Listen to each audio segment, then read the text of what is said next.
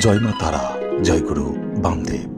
প্রতিদিনের মতো আজও আপনাদের গল্পকথায় তারাপীঠে সুস্বাগতম জানাই আমি আনন্দময়ী তারামায়ের পূজারী অচিন্ত। চলুন আপনাদের নিয়ে যাই মাতৃদর্শনে। তার আগে জানাই মাতৃশক্তি আসলে কি।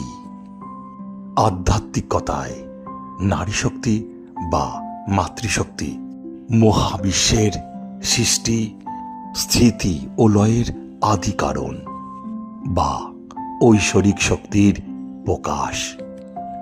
হিন্দু দর্শন সহ বিভিন্ন আধ্যাত্মিক ধারায় নারীকে কেবল মানুষ হিসাবেই নয়, বরং দেবী বা শক্তির মূর্ত প্রতীক হিসাবে গণ্য করা হয়। নারী শক্তি হল মহাবিশ্বের অভ্যন্তরীণ প্রাণশক্তি।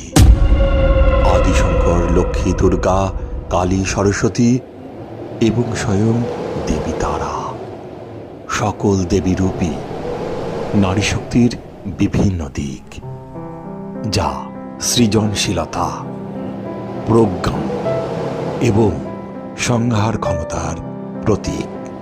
তো বন্ধুরা, গল্পকথায় তারাপীঠ আজ এই পর্যন্ত।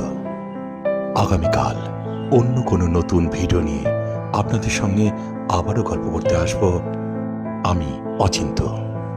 ততক্ষণ সুস্থ থাকুন, ভালো থাকুন, আনন্দে থাকুন, আর অবশ্যই প্রতিদিন দেখতে থাকুন গল্পকথায় তারাপীঠ। জয় মা তারা, জয় মা তারা, জয় মা তারা।